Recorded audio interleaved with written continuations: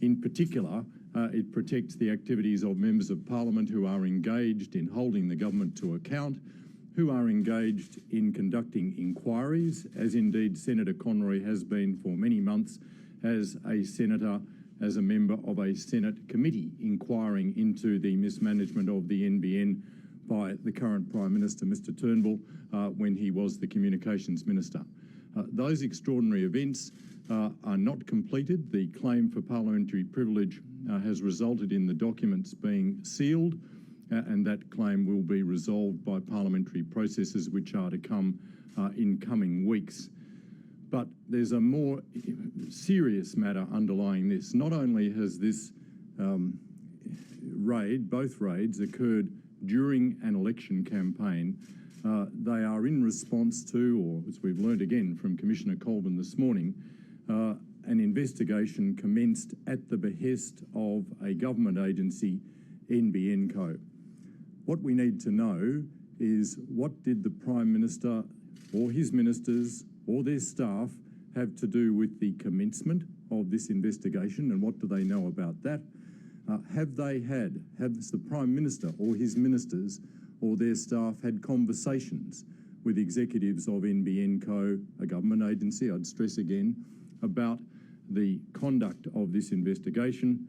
And has the Prime Minister or his ministers or any of their staff sought updates from NBN Co? Because this investigation, I'd say again, was prompted by the NBN Co asking for an investigation last December into leaks which had occurred allegedly over several previous months, because one of the documents which is being sought here goes back to 2014.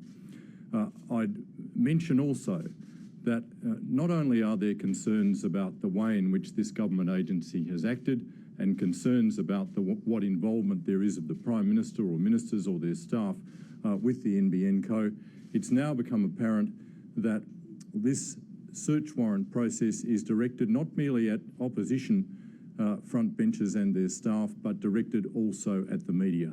And it raises questions about not only the public's right to know, but the right of the media to publish. And as some commentators have already said this morning, it raises questions about protection of whistleblowers, because at base, what this matter is about is documents which are concerned with the mismanagement of the NBN. And my colleague Jason Clare is going to say more about that, but mismanagement of the NBN process, the appalling cost blowout, the appalling delay, the fact that Australia has slipped from 30th to 60th in internet speeds across the world, all of them the responsibility of the man who is the current Prime Minister, but was for the first two years or so of this government, the Communications Minister and responsible for these matters. So it's for the government to answer questions about what they knew, when they knew it, and what their involvement has been in this investigation. And while they're about it, the Prime Minister, ministers should answer questions as to why this particular set of leaks, as distinct from the 20 or so leaks about national security matters, which have not been the subject of any police raids, have not even been the subject of any police investigation in some cases, why this matter concerning the NBN Co and Mr Turnbull's mismanagement has been given such different treatment. Jason. Well, thanks, Mark. Look, Malcolm Turnbull basically had one job for the first 2 years of this government, and that's to build the NBN. And by any objective analysis, he has made a shocking mess of it. The cost of the NBN is now almost double what Malcolm Turnbull said it would be. The time it's going to take to build the NBN is more than double what Malcolm Turnbull said it would be.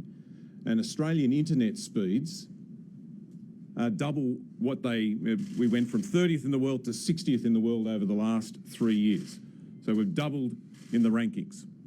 It's a shocking mess, a shocking indictment on Malcolm Turnbull's administration of the NBN. So these leaked documents are very damaging for Malcolm Turnbull and very embarrassing, because they expose his failure as minister, expose his failure in implementing the policy he took to the last election. And what these leaked documents show is they show the delays. They show that in the fibre to the node areas where they're rolling out fibre to the node, they're all behind schedule. And they show the cost blowouts. For example, they show that the cost of fixing the old copper to make this second-rate NBN work has blown out by 1,000%. So it's very embarrassing, very damaging for Malcolm Turnbull. The events of the last 24 hours just shine a bigger light than ever before on the abject failure of Malcolm Turnbull to build the NBN. No wonder NBN Co wants to silence these whistleblowers. Malcolm Turnbull has butchered the NBN, and instead of NBN getting the police in to investigate, they should be focused on fixing it. They should be focused on doing what every Australian wants, and that is build the NBN that Australians need for the future. Happy to take questions. I've lost track of the number of silly political referrals to the AFP that Labor has done on matters such as Bronwyn Bishop's travel expenses, on Stuart Robert, that kind of thing. This is just your chickens coming home to roost, isn't it? You've engaged in this silly game of trying to escalate things with referrals, and now it's come back to bite you. I wholly reject that question and the premise behind it. I don't think there's the slightest problem about drawing the attention of the Australian Federal Police or drawing the attention of the Australian people to a misuse, a very serious misuse of public office by a Turnbull government minister, namely Stuart Robert. He is now under continuing investigation by the Australian Federal Police. For you, a journalist, to suggest that in any way there was anything, I think your word was silly, is an absurd question to ask, and a ridiculous demeaning of the role of the opposition, which is to hold the government to account. I am very proud of the role that we have played in holding this government to account. It was completely appropriate that the Australian Federal Police investigate Stuart Robert. It is, on the face of it, an appalling misuse of his public office to lend his public office, his high office as a Minister of the Australian Commonwealth, to his business mates for an event in China, because that's what's at base, and he was photographed doing it. Now, I don't think there's any problem with that whatsoever, and I reject even any comparison, as you are trying to draw. What is the difference? I mean, the NBN referred their leak to the AFP. You referred what you didn't like to the AFP. What's the difference? Australian citizens have the right, where they think that some wrongdoing has occurred, to ask the police to investigate. Our interest here is in how this was prompted by government ministers. It's the role of the Prime Minister, the role of the Minister, the role of their staff in acting apparently differently in relation to these alleged leaks to more than 20 often very serious national security leaks that have occurred over the course of the Abbott-Turnbull government, or indeed the attitude that was expressed by Mr Turnbull to the suggestion that there should be an inquiry into the release of the photograph of the staff member who was involved in Mr Briggs' resignation, where Mr Turnbull as Prime Minister simply dismissed that proposition, saying, I think, something to the effect that these leak inquiries never go anywhere. Why is it that in the case of the NBN Co, where the documents are revealing tremendous embarrassment to Mr Turnbull for his mismanagement of the NBN, why is it that that's the subject of an investigation that's been commenced by the NBN Co, a government agency, and serious national security leaks have been left uninvestigated? That's the point. Was the Victorian branch of the ALP... Can we have a question over here? This morning you suggested on Radio National that there were serious questions about the timing of these raids. We've since heard from the AFP Commissioner, who's held a press conference saying the election campaign has nothing to do with it.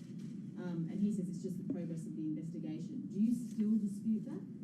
I'm very, very pleased to have had the explanation from Commissioner Colvin. It's entirely appropriate that he held a press conference to explain what was the basis of the timing, because of course Australians looking last night or Australians looking this morning at their news would be immensely concerned at the sight of Australian police going into the offices of opposition members, going into the homes of opposition staff. That's not something that is very common in Australia. It, of course, raises concerns, and that's why I'm very pleased that Commissioner Colvin has gone out this morning and explained, as he has, the timing of this. But it's not about the Australian Federal Police. This is about why NBN Co has chosen to commence this investigation, why the government, because the NBN Co answers to the government, has had this investigation undertaken and not much more serious, potentially national security leaks. So you are entirely satisfied with the explanation from the AFP? I've accepted what Commissioner Colvin has said. This is about the involvement of ministers, about what the Prime Minister has had to do with this, about what their staff have had to do with this, because it beggars belief that a government agency, the NBN, has completely without reference to its minister, completely without reference to the Prime Minister or any of their staff, gone about pursuing the leaks in the way that it has.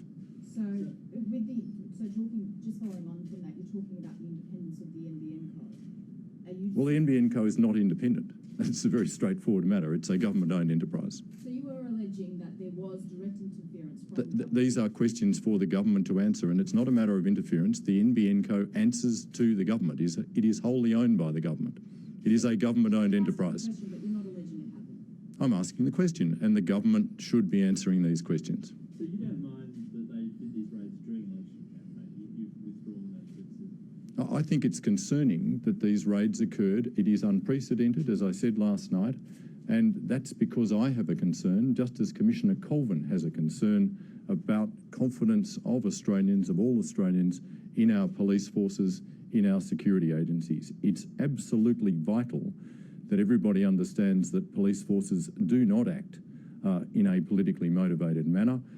It's because of that concern that it was appropriate for Commissioner Colvin to go out this morning, as he did, to put those concerns to rest. But obviously, those concerns cannot help but arise when you've got a raid on an opposition frontbencher's office at the Commonwealth Parliamentary Offices in Melbourne and a raid on an opposition staffer's home in Melbourne occurring in the second week of an election campaign. Do you think that it's acceptable, as someone who could be the Attorney General in the coming weeks, in the next 6 weeks, that, you know, to insinuate the government could have influence over the AFP, because indirectly that is what's being said?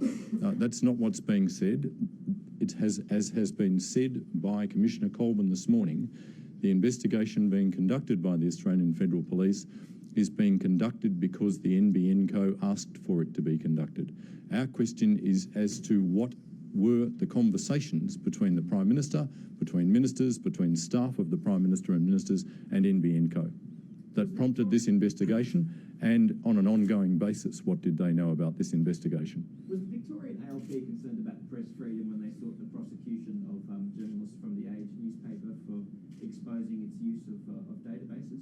I'm not even going to dignify that question with an answer because it has nothing to do with the subject matter of this press conference. Are you concerned about the media apparently being tipped off? The police commissioner, Commissioner Colvin, is concerned about that matter, and that's why he said at his press conference this morning that he has referred that particular issue to the integrity processes of the Australian Federal Police.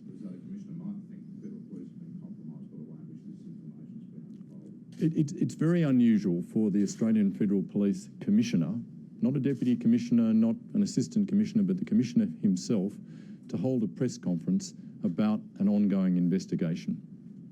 The reason that he has held that press conference is because concerns arise about as to the confidence people can have in the independence of the Australian Federal Police. That's why I said to earlier questions, I was very pleased to see Commissioner Colvin out there this morning reassuring Australians, as he should, as to the independence of the Australian Federal Police. But the reason he's had to do that is because of the timing of these raids. But it's always been entitled to think that the operational aspects of the inquiry could be impacted by the debate swirling around it. Are they entitled to feel as though they're not still operating in a clean environment? I think common sense would tell you that if the Australian Federal Police execute raids on the Commonwealth Parliamentary Offices, on an opposition frontbencher's office and on an opposition staffer's home during an election campaign, they're not exactly going to get clear air. This has been created by the conduct of these raids, and the Australian Federal Police, with the greatest of respect to them, needed to take that into account, and perhaps they have. It's not something that Commissioner Colvin went to this morning, but they needed to take that into account in the context of the ongoing investigation. Thanks very much. Yeah, I've been listening there to the Shadow Attorney General Mark Dreyfus, along with the opposition communications spokesman Jason Clare. Let's